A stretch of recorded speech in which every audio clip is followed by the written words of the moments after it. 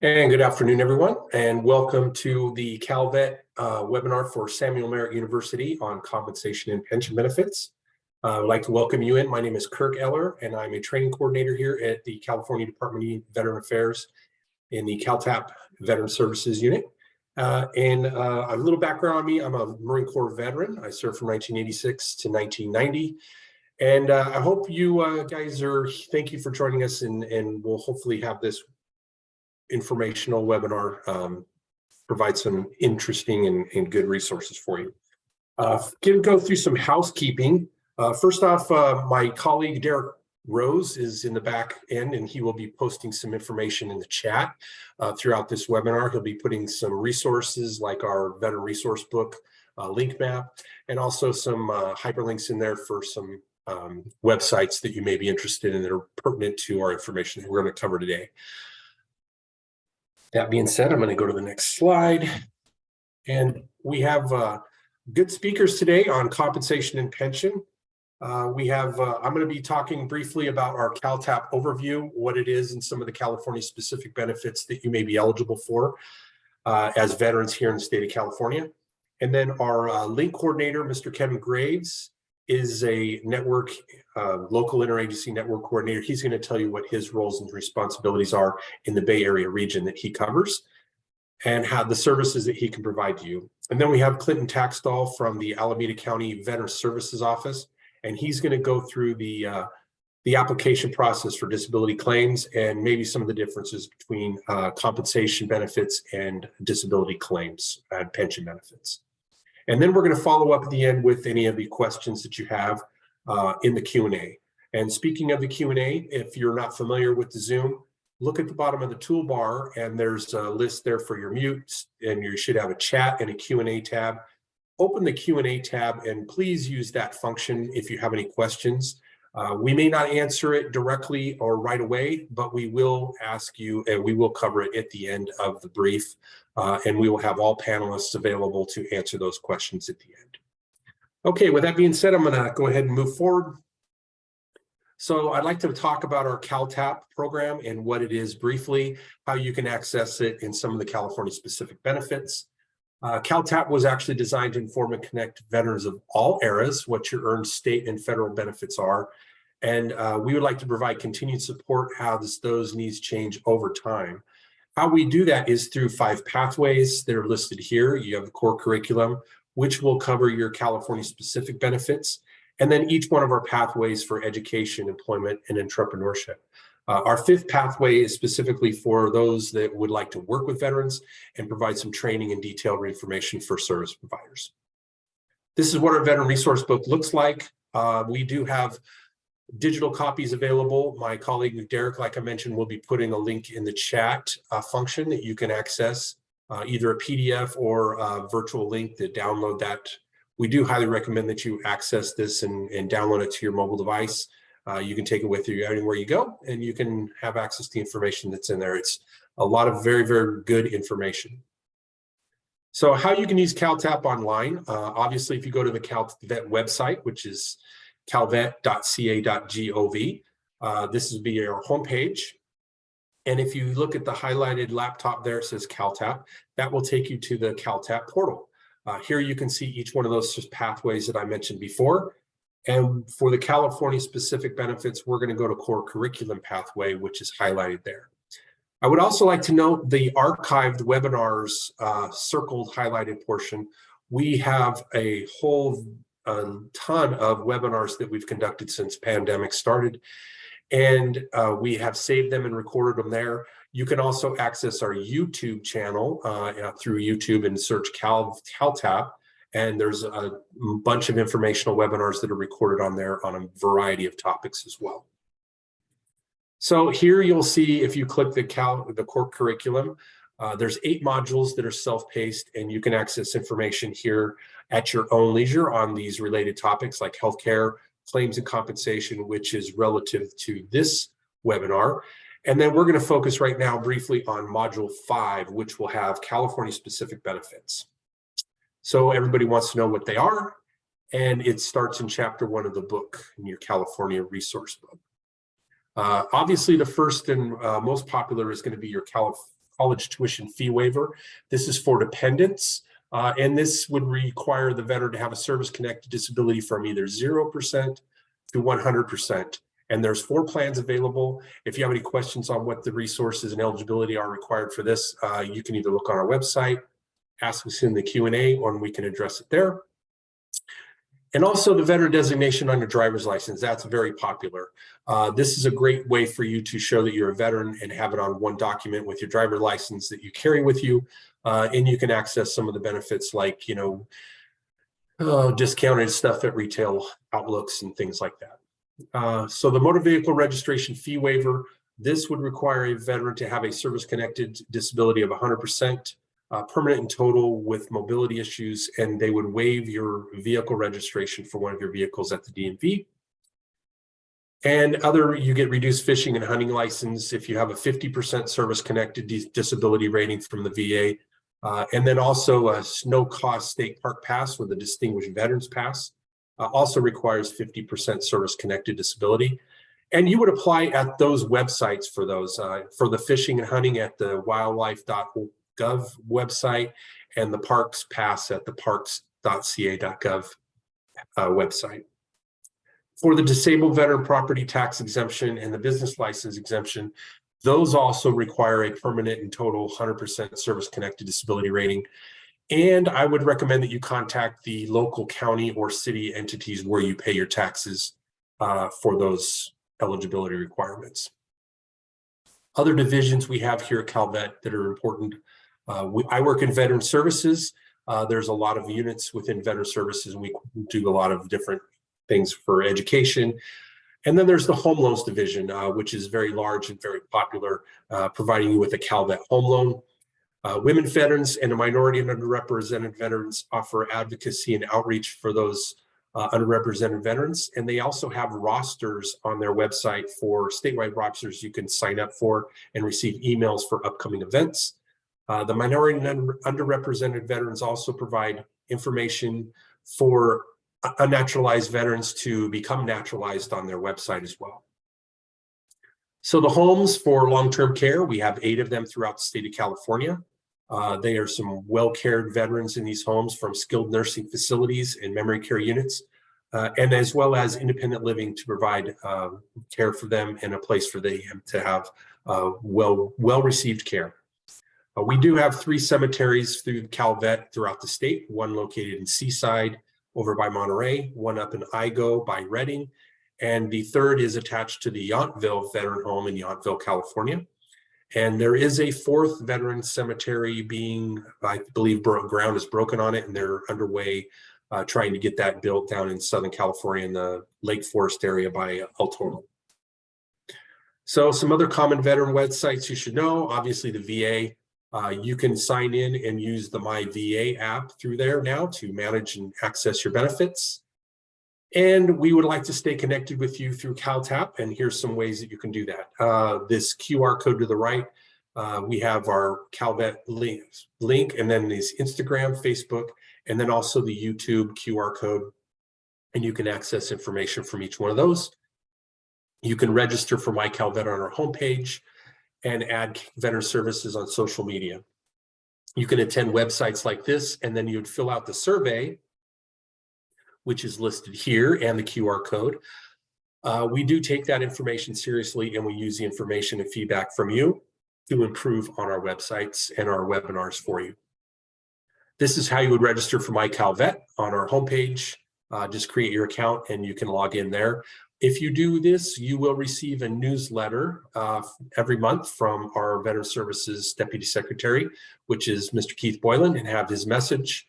The topics of the month will be listed in that message, and we'll highlight some of the events will be accessible and registerable from this newsletter. Take you directly to our Eventbrite page, and you can register for those specific topic and workshops that are listed. There's also some really good information in the news and some constant continuum of care in the moments that matter, which is mapping that veteran's life cycle map on the right. This is my contact information, and there's the 800 number here for our Veteran Services line. You can email me directly or contact us through the CalVet or the 800 number there listed. Okay, now I'm going to turn it over to my colleague, Mr. Kevin Graves, who is the Bay Area Link, and he's going to tell you what his roles and responsibilities are, and then we'll get into Clinton tax.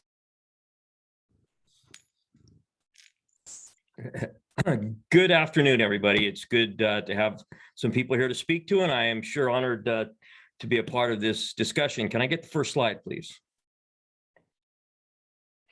Can you hear me, Derek? First slide. Hello? There we go. I'm sorry. Okay, I'm with you now. So this shows the regions of our links. We have 8 of us that serve the entire state of California. Go back. There we go. And we're split up regionally. My territory happens to be the green olive colored area. I have the Bay Area. I have 10 counties here in the Bay Area, including San Joaquin County. And I also share the entire state. The contact information for each individual that has a certain region is available there. And you can see some of us are challenged by population, some of us by geographic challenges, but we do the best we can to cover the entire state. The reason it's important to know the different contact information for the different regions is because you may have a friend, a veteran friend that lives in, let's say, San Diego. And to get a hold of me to know what kind of resources and benefits are available in San Diego would work, but not as efficiently as if you were to get a hold of Lance, whose email is listed there, and contact him or anybody in specific regions throughout California that you may want to be in contact with, because they know all those benefits and resources which are particular to their region. Can I get the next slide?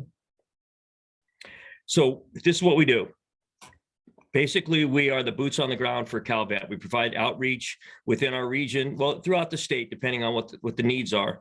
We make referrals and work directly with established service provider networks. So when there's benefits and resources that are available, we try to make sure that the word gets out. We try to make sure that we connect you with that. And we try to make sure that they are providing the benefits and resources that they claim to be providing. Lately, this is a big deal. We assist with local emergencies. The 8 of us have been trying to cover about 20 disaster relief centers throughout the state of California, now up to 40, I understand, because of flood issues and all the rainfall we've been having. And so we are kind of busy out there doing our duty with the FEMA sites, trying to provide benefits and resources to veterans that might be affected by this particular local emergency, but we also cover fires and other types of things that occur, it seems like, on a regular basis here in California. And then we provide leadership and advocacy to the local communities. I think it's very important for community leaders as well as business leaders within the community to understand the benefit of having veterans living in their area, the training that you have received when you were in the military, your leadership abilities, your ability to work with others, your ability to work with teams is extremely important. We try to advocate on your behalf and make sure that the community knows the benefits of having you with them. Next slide, please. Wait a minute, hold on, cat in the way. Okay, we also connect you with benefits. For employment and training, we rely heavily upon our sister agency, the EDD. Within the EDD is the American Job Centers. They have dedicated individuals, DevOps and leavers, who work specifically with veterans. They do nothing else. That's what they're contracted to do.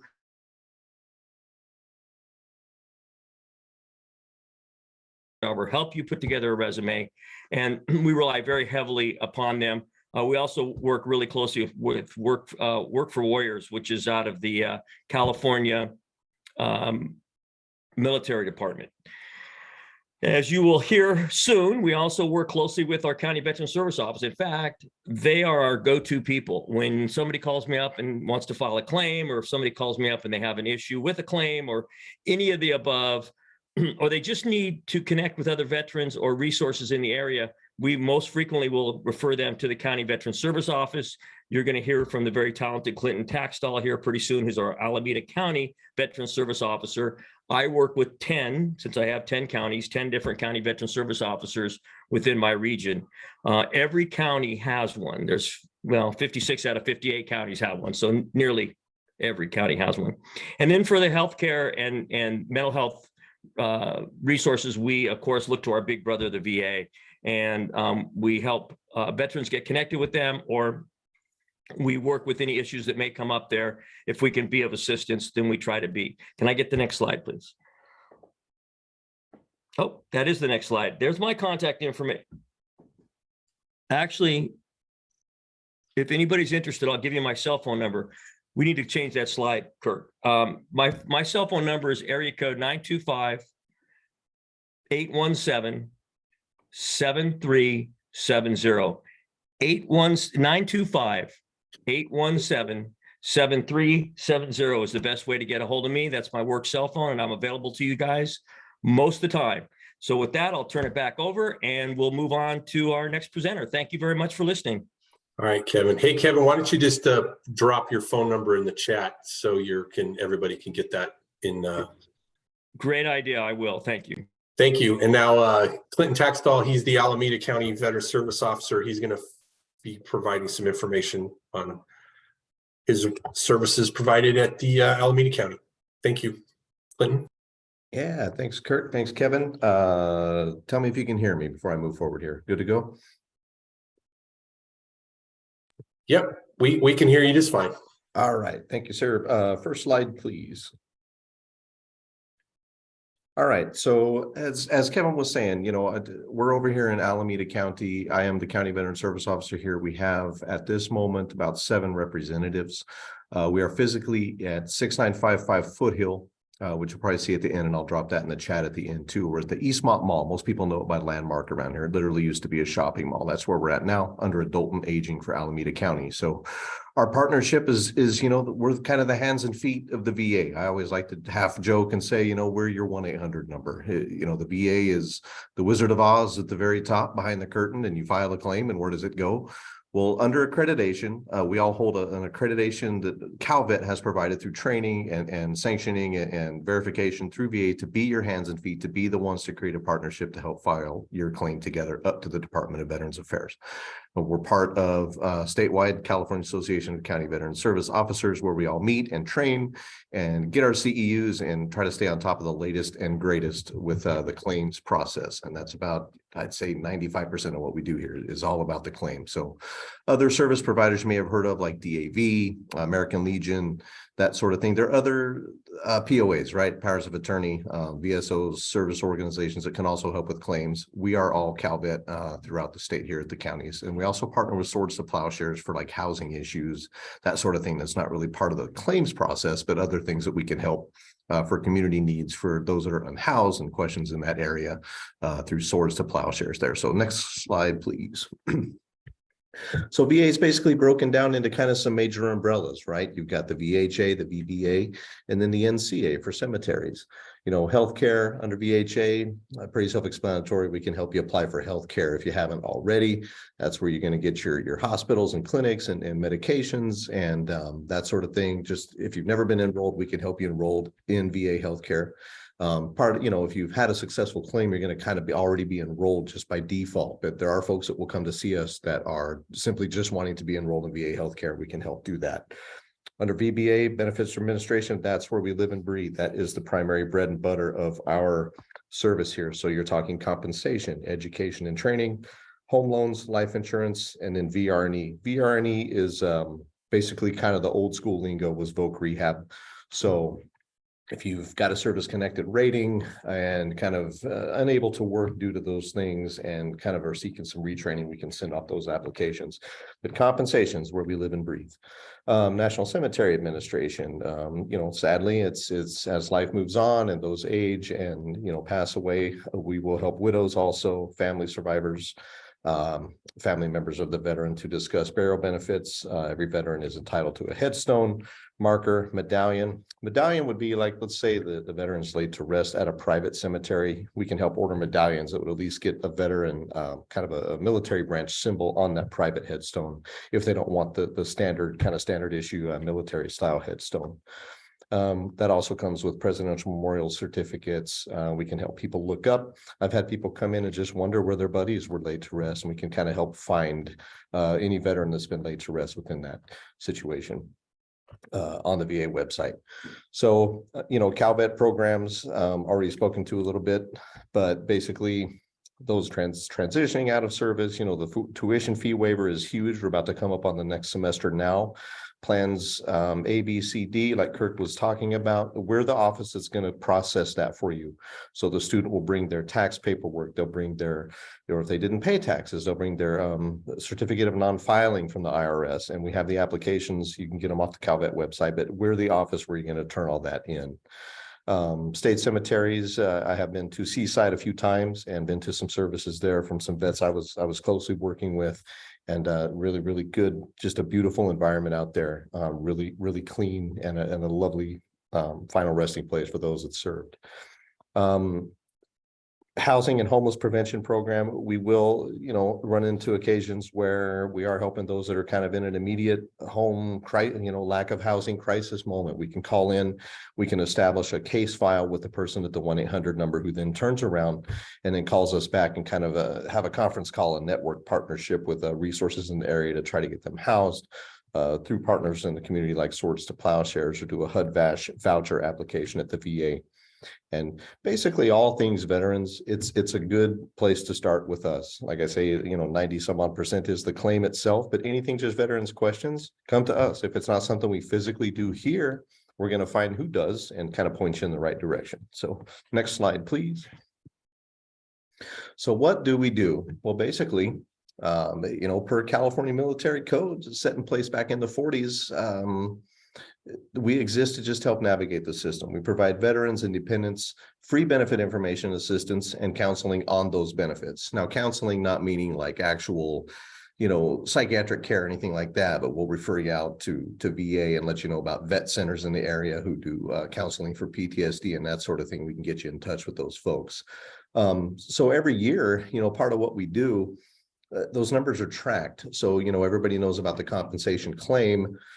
There's usually retroactive payments that comes with that. You have an effective date for a claim, and it's good for a year after you save that date. And then we file the claim within a year, you're going to get a retroactive payment. So some of these numbers from a couple of years back, CVSO statewide brought in about $540 million in new annualized federal benefits, and then $336 million in continuing annualized benefits. So you've got your retroactive payments that get you back to your date of claim, and then moving forward those monthly payments. So millions of dollars helping those established service-connected disabilities moving forward in their lives. Next, please. So the types of assistance, we can really just break down a benefits review and counsel you on that comprehensive benefits review to your particular situation, what you've been through and where you're going or where you want to be. Networking and advocacy with the other agencies, that's that whole thing, just kind of being your middle person, your hands and feet to get to the VA, to just be your, I got this letter in the mail, what the heck does it mean? Well, show me, let's look it up. And on that note, through accreditation, we actually have VA systems access and can, as long as we're your POA, we can look up your claims and get those letters for you also.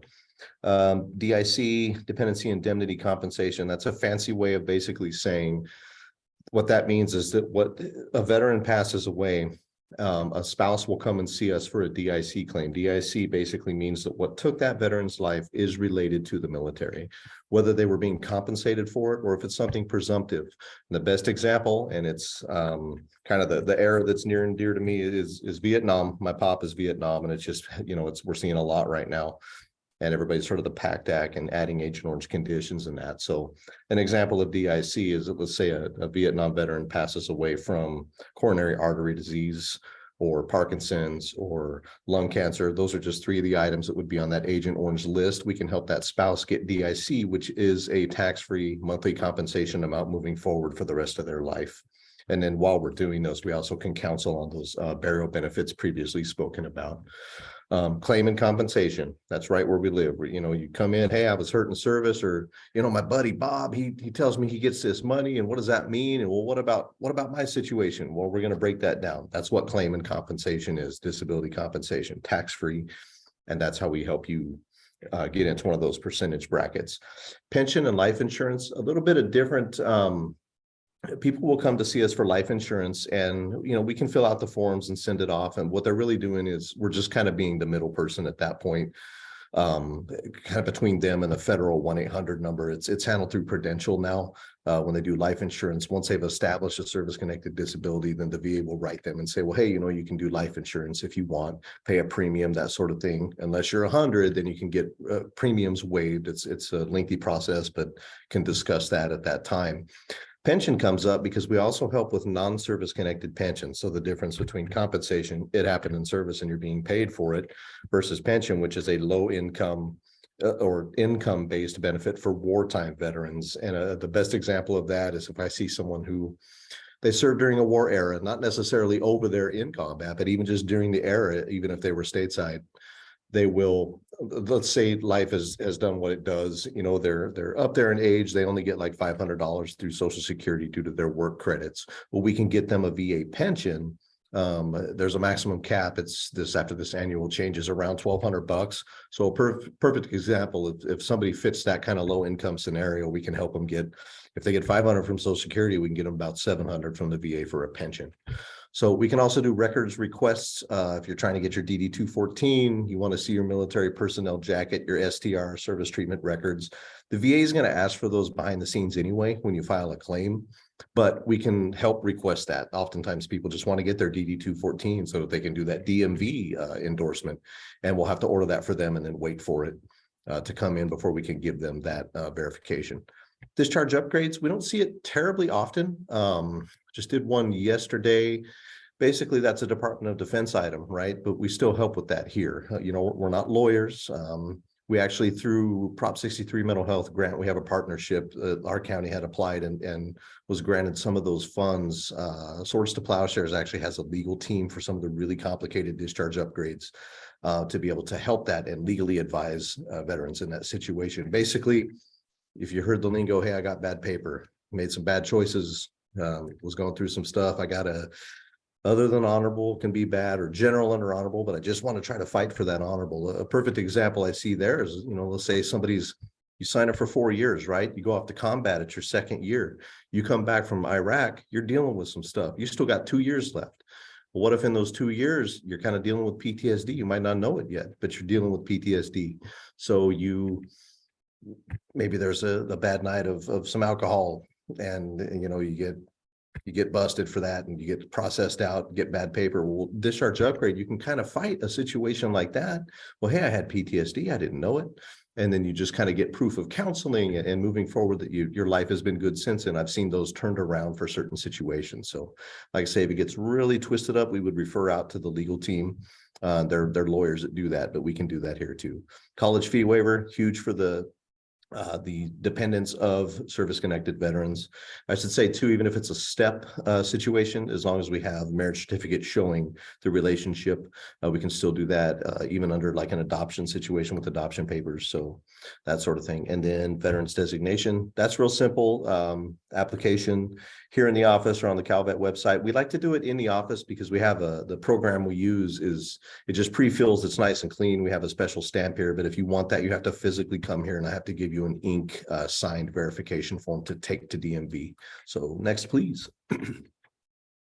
So what is service-connected disability? The bread and butter of what it's all about. So I chalk this whole job up to it happened in service and it's still a problem now. That's what it means. It happened in service and it's still a problem now. Well, let's prove it because it's not always cut and dry. So any condition, injury, disease caused by or aggravated by first diagnosed during the military service, chronic in nature and has residuals. So what does that just kind of mean in just person to person talk here? So you're serving, you break your left ankle.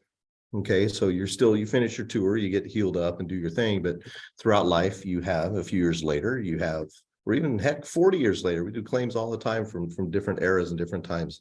Let's say you have arthritis in that ankle once you get out. So you've got an event in service that's called incurred, caused by, and then you get a doctor's note that basically says, yeah, I think this arthritis is due to this original injury. So that's that connection. We put that forth and do a claim. Aggravated, a way to kind of explain that would be, let's say you go to the MEP station, they let you in with semi-flat feet, not quite flat enough to say you can't join, but we're going to let you in anyway. And then you wear some really crappy shoes for several years and the boots, and you're walking around and you're carrying hundreds of pounds of stuff on your rucksack. I was in the Air Force, we didn't do that. But So let's say your feet get worse, right? So that's aggravated. We could help you file an aggravation claim at that point. This aggravated a condition that was already known. There's also secondary. Let's go back to the ankle example. Let's say you have to adjust your gait and you walk differently throughout life because of that injury on the left side. Let's say the right side starts to go. If a doctor can write a supportive note saying that the right is due to the left, that's a secondary cause for service connection. And then you also have presumptive, like the chemicals we were speaking of. If you set one foot in Vietnam, or let's use some of the more, for the younger vets here, burn pits, that's huge right now, right? And that recent legislation, PACT, P-A-C-T, the PACT Act, signed into law in August last year, is huge for that. So if you've got respiratory conditions, gastrointestinal conditions, sinusitis, asthma, all those things, that's a presumptive based off of where you serve. So we would fight for that claim to be granted under presumptive. So chronic in nature, and it's still lasting with residuals. Next, please. So what's required? So it's a partnership, right? Like I can't call your Kaiser doctor and say, hey, I need you to, here's what we're trying to do. Could you write this letter? With you in the room. I mean, I've kind of done that before, that we run into a bit of HIPAA stuff. We just want to be careful with that, because we're covered as your power of attorney to submit claims and discuss your disabilities and stuff, but we don't really talk to your doctor directly, but we'll figure it out together. But so it's incumbent upon the veterans to substantiate. You got to tell me your story. Something happened during military service. Well, did you go to sick call? No, I'm a Marine. If I go to sick call, they're not going to, no, I can't do that. So it can be a little difficult, but then you start talking buddy statements, you start talking presumptive, and it's still totally worth fighting for, even if it wasn't documented. We're always going to try. Everybody is entitled to a federal decision for everything. So there it is. Something happened in the military service. It's an injury, it's a disease, it's an exposure, and it's an event. So let's talk events, right? PTSD, that's huge. Mental health stuff. It's not tangible. You can't see that you fell down and got PTSD, but it's the things you went through.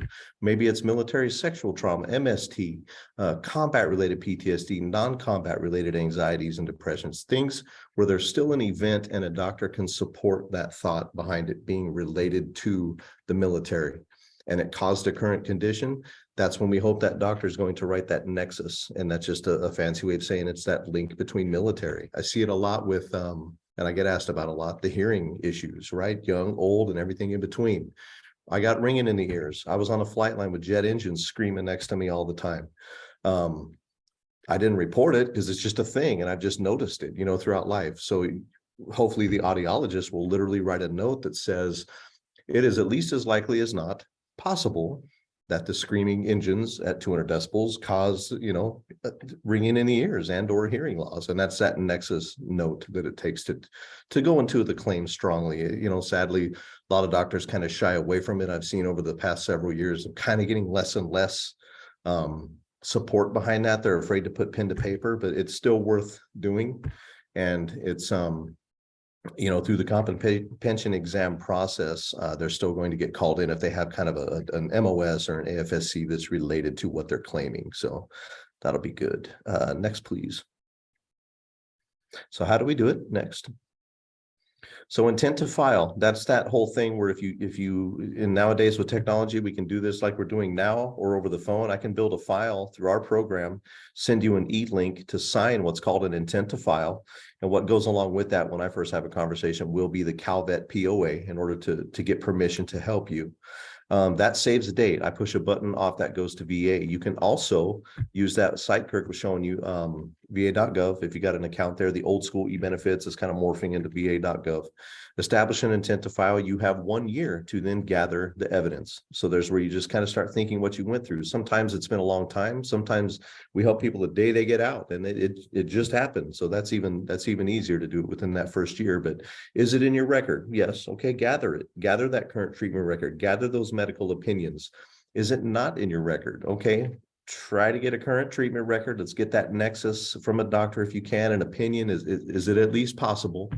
Perfect example of that goes back to kind of knees and back, right? I got a bad back. I never went to sick call though. It just kind of happened. Well, what was your job? You were lifting putting tracks on a tank all day and hundreds of pounds here and hundreds of pounds there, that can be presumptive. So even if you didn't go to sick call and you get a doctor behind it, that's going to kind of be what you're wanting to gather during that first year also. So you make and meet an appointment here. We do it within that first year, right? So I've had people show up on day one, they have everything. We just fire off the claim. We don't even waste time with the intent. We just do it all at once. It is best to make an appointment. We built the team. We always only had about 2 reps, and now we have 7. 2 of which have long story short is there's about 4 right now. But an appointment is best. But if you walk in between like 9 and noon, and 1 and about 4, we'll be able to at least lock in that intent, or call us. We can do it over the phone.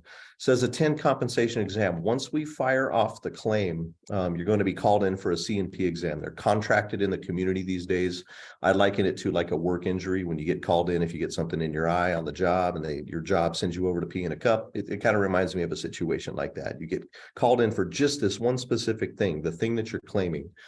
While you're there, that's your place to plead your case. That's not your place to say, oh, everything's good, I'm good today. It's okay to be vulnerable during those times and show the pain, because that's what you're claiming.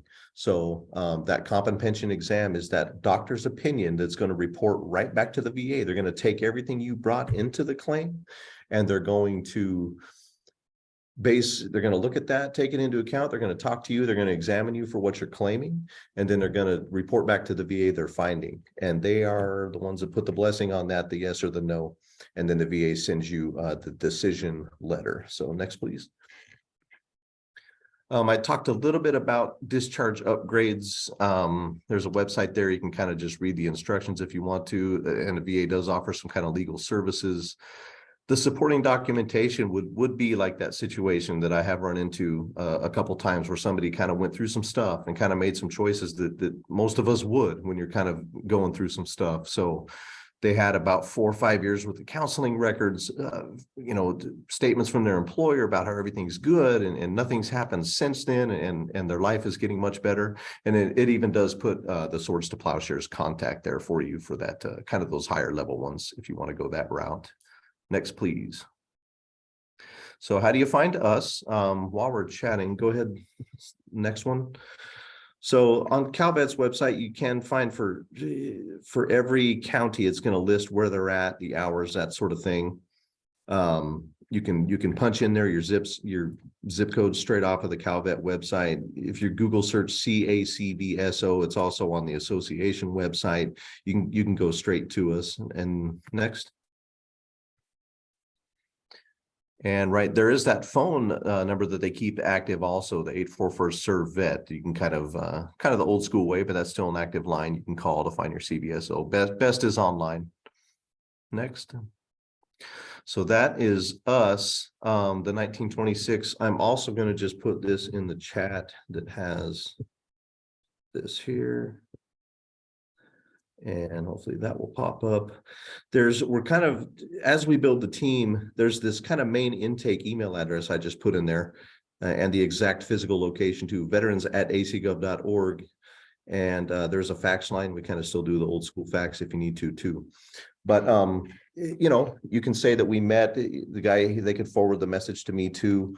And let me put my separate one in there also.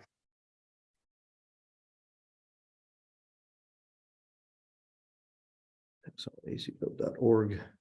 I put my direct one in there too. So yeah, it's a lot of information. Most people are familiar with the claims process, but you're going to get that decision letter. You were denied a few things. You maybe had some other things come to mind that you want to claim. We're the ones to have the conversation with. Let us have a conversation and kind of just point you in the right direction. It's all private. It's you're under our POA affiliation with CalVet. We're background checked and all that stuff. It's HIPAA rules, and you're a safe place to have a conversation. So any question there's no such thing as a dumb question. We speak VA the best we can. Most of us have been through what you might be wanting to go through, and we're right there with you. So with that, I will turn it back over to our hosts. Appreciate your time. Thank you, Clinton. We appreciate that. It's a lot of great information. And, I really want to emphasize it's important that when you do go to file your disability claim that you do go to the county veteran office, because like he mentioned, you guys are accredited VA representatives. and can actually be there during an appeal process if there's a denial and support them through that. So, and you guys do it for free. So you guys are great service to the veterans in your community. And want to thank you for being able to present here today with us. So Yeah, if you have any questions, we're going to go to the Q&A portion now. This is everybody's contact information. Clinton did put his personal information in there, a little bit more detailed in an email as well. This is my email, Derek's email, and also Kevin's email is listed in there. Kevin did put his phone number in the chat as well for those that may be just joining us. And now we would like to answer any questions, and I'm going to turn it over to my colleague, Derek Rose. He's been manning the wheels on the back end there, and he'll go ahead and answer some of these questions. I just have one question that's come in so far. It's about disability compensation being approved. And the question is, how do I get my ID to go to the VA? And does that include my spouse? So I think Clinton might be best able to answer this. Plus, all of our panelists are also able to view these questions too. So if you just kind of wanted to read along, you can view the question as well. But Clinton, do you want to maybe dive a little into that question specifically? Yeah, for sure. So kind of reading into that a bit, if you got it approved. So the first part about getting your ID, if you hadn't just been kind of generally signed up for VA healthcare before doing a claim, it sounds like you may have got awarded, and then that's going to kind of just, okay, well, now that you're awarded, you can use VA healthcare. Basically, just show up at one of the clinics and then say you're new, you have a recent award, and you'd like to take a photo, and then they're going to give you a separate VA healthcare ID. The new ones kind of have your branch of service and that sort of thing. You talk about including the spouse. If a person comes back at least 30% rated, you can add your spouse. And in kiddos that are under 18 or like up to 23 in college, we can help add a spouse, and then your payment does go up by about 100 and change. I'd have to look out for the exact dollars on that. But so it's gonna basically, you add your spouse if you at least reach 30%, as well as children. We can do it, or you can do it on va.gov, and then go to the clinic to get a photo ID. Perfect. And just to clarify that, the spouse themselves does not get an actual ID, right? Unless they're some type of dependent, whether that's through a DoD card specifically. Is that correct? Right. If you make it to 100, if you came back at 100%, then you're going to jump on the internet and search the word like rapid, like fast, RAPID, with an S on the end, Rapid's Appointment Scheduler. You're going to take that 100% letter, and you're going to find around here, you might go to like Travis or a little further south, Moffett Field. You're going to go to the badge office there after you made an appointment. You're going to bring all that and then get photos taken. Then you're both going to have an ID at that point. And then that spouse can also have Champ VA healthcare, a few more things we can do for you at the office here. But yeah, ID wise, they're not going to have it like at the VA. They're going to get it at an installation, and then you can go with like commissary and all that sort of thing. Both of you. Perfect.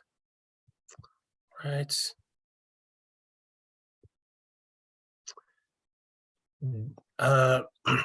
There's two questions that came in here. They're both kind of along the same lines. Is what typically leads to 100% disability, and what percentage of claims, or what's the chance of being awarded 100% disability? So maybe you can just tag team those questions. I think both would suffice for the same answer.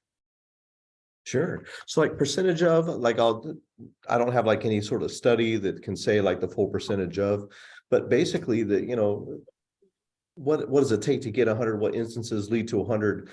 When the body systems are rated, they're rated in 10% increments. So like we talked about the ankle, that might be 10, might be 0, might be 20. Some of them don't go higher than like 30. Some of them don't go higher than 10, but there are some big ones. Your cancers, your PTSD, there are things that can be rated like 30, 50, 70, 100 in and of themselves.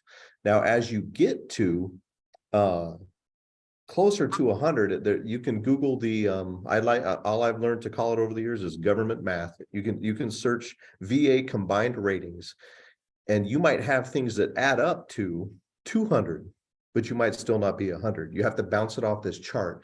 So basically the instances that would lead up would be what body systems, how serious are there, how many do you have, and do they combine out to that combined rating of 100? And that's all online, and that might kind of be that the resource listing issues and suggested percent. It's, in this day and age, everything is out there and available. Everything is governed by what's called CFR 38, like CFR Charlie Fox Romeo 38. If you look that up on the internet and then you add the word warms, like it's warm outside, WARMS manual, you're going to find on the VA website the CFR 38 warms manual that breaks down all of the body systems. And they're all separate Word documents, right? Respiratory system, endocrine, cardiac, neurological, and you can see all the different things that are rateable with the VA throughout the human body, both mental and physical, and see the things that would and what the percentages are if you're at a certain rate. Okay, perfect. I'll go ahead and move through.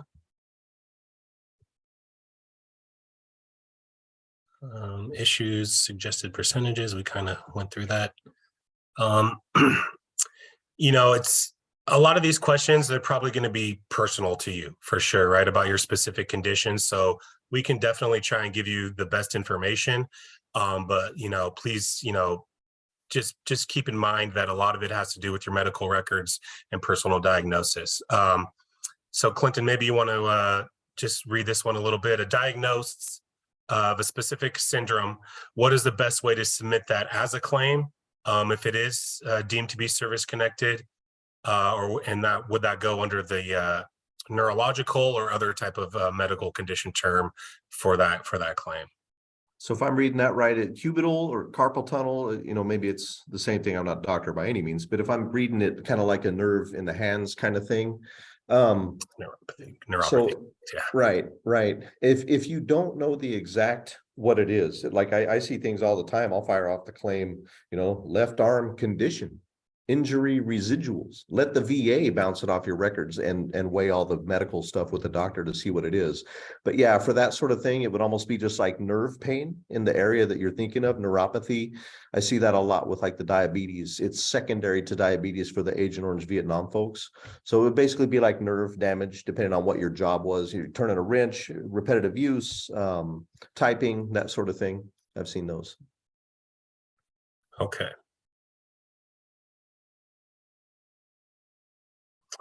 Another question, do you make referrals to attorneys to file appeals for VA compensation for the denial process and the appeal process?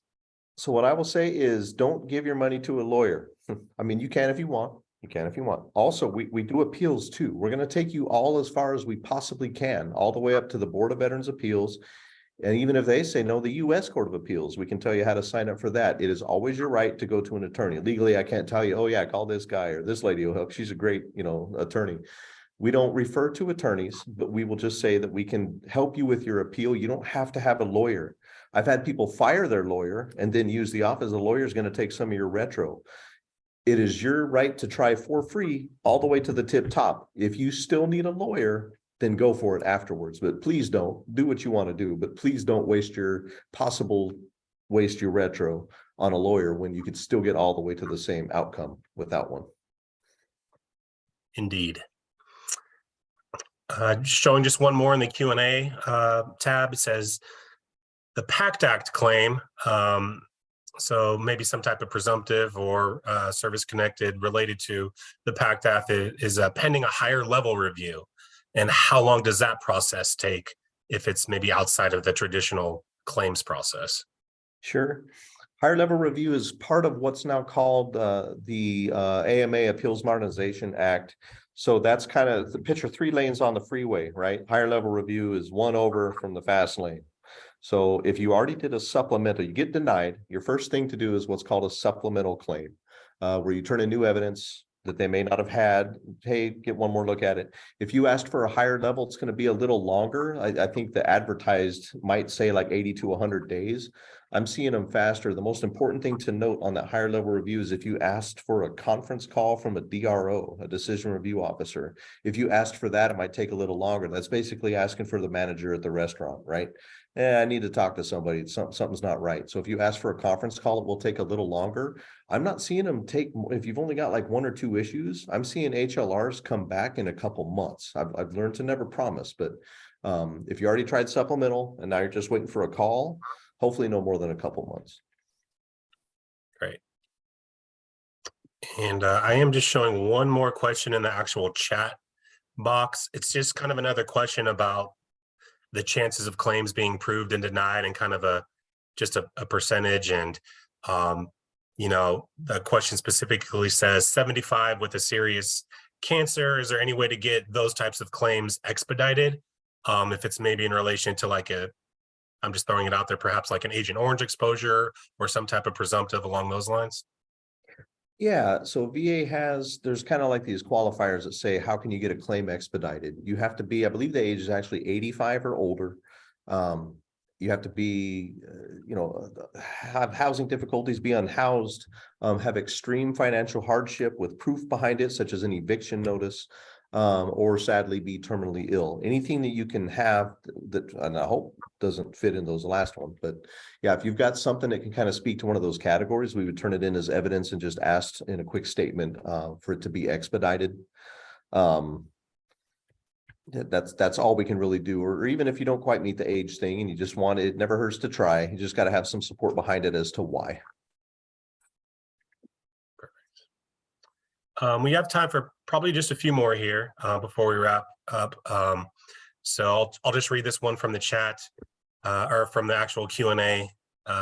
Ben asks, maybe just an example of an appeal type of situation, exactly, I guess, what the process is to gain a successful outcome through the appeal process.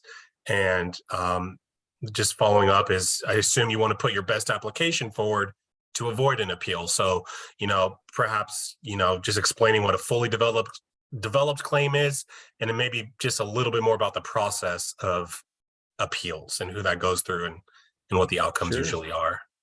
So to try to avoid appeal, the best thing is when we first meet and do that intent, we're going to give you a to-do list. I literally open up a Word document and put bullet statements, do this, this, this, this, this, and this. Still not promising that that's going to be an outcome because they're still the VA, but that's going to create what's called a fully developed claim. You go get the doctor's note, in a perfect world, all this stuff. If you give the VA everything they need up front, you can hopefully get granted and avoid an appeal. Now, if you need to appeal, it's exactly right. You put your best application forward and try to avoid it. But it's true that they're going to dig into the code and things are going to be denied, and it just is what it is. And it's a legal process. I've developed another saying, claims are legal, not emotional.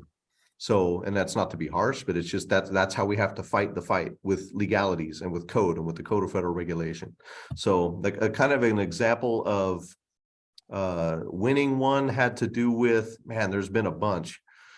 There was one that was surviving spouses, that DIC situation I was talking about. There was one where denied over and over and over again. Gentleman passed away of cancer, lung cancer.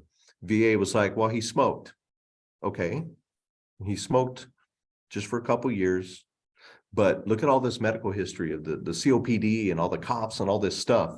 So they literally turned over this appeal after about a 5-year battle. And I mean, I could sit here and talk for hours and hours and hours about those that have won, but it's really just all about the evidence.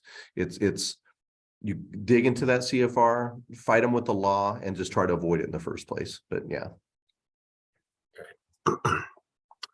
And just the last question is just about contact information, more specifically about what your hours are and maybe just the best phone number to get a hold of you and your availability. Sure. That one on there, the 577-1926 is best. I will put mine or whoever's in the charge of typing this or whatever, put 577-5611.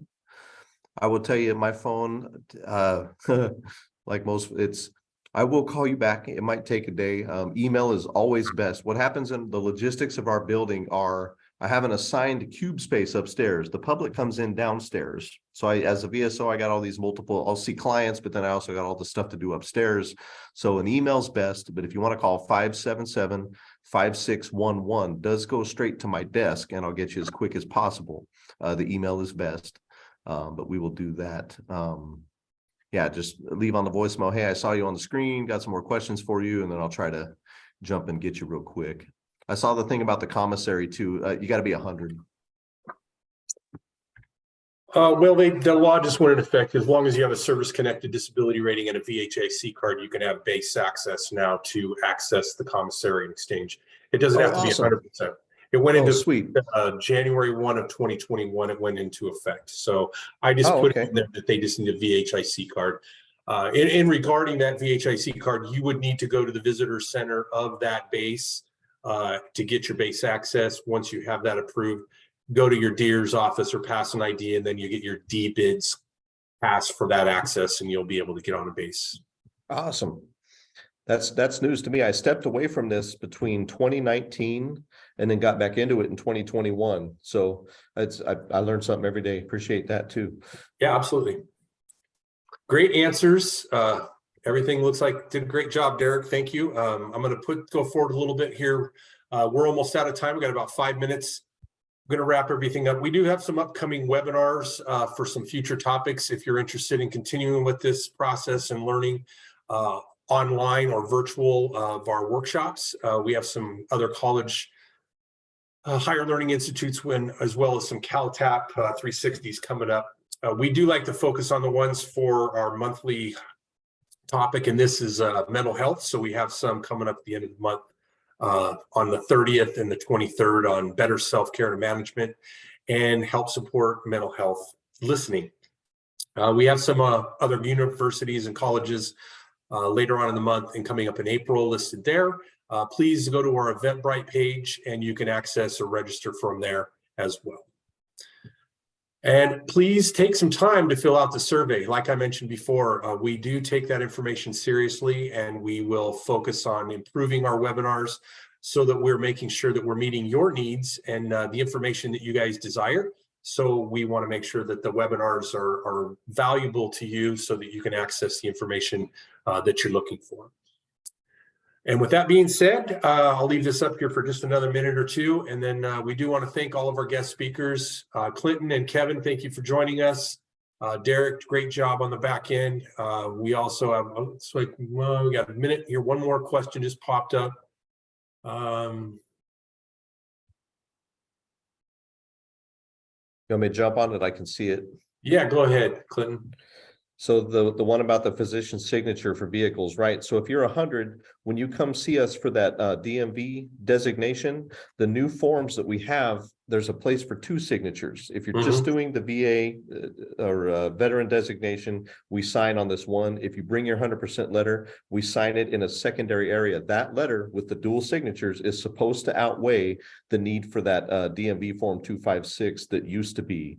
I have heard of a little bit of pushback and drama with certain branches of the DMV, but with our we're told double signature, 100% letter on file. It's the same form. We have it here. We have to give you that ink sign form. Wow, I didn't know that. That's good to know. Yeah.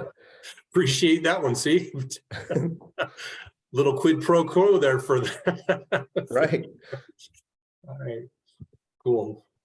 All right, this is the survey. Like I mentioned, please take some time to fill it out. We do recommend. And then this is our website again, our phone number, our hand number. Please reach out to us if you have any questions. And just under the CalVet is our CalTAP email box, caltap@calvet. You can email us directly. We do have training coordinators manning that on a monthly basis and responding back to your questions if you have them. And of course, our social media platforms and the YouTube QR codes to the right. All right, everybody, great job to our guest speakers. Thanks again. Erica, we had a great webinar and helpful information. Hopefully the resources were valuable to those that were joining us today. And we're going to go ahead and sign off and thank all of our veterans and thank you for their service and their family members. We hope you guys have a great afternoon and we look forward to seeing you again on our webinars. So with that, we will sign off. Thank you, everyone.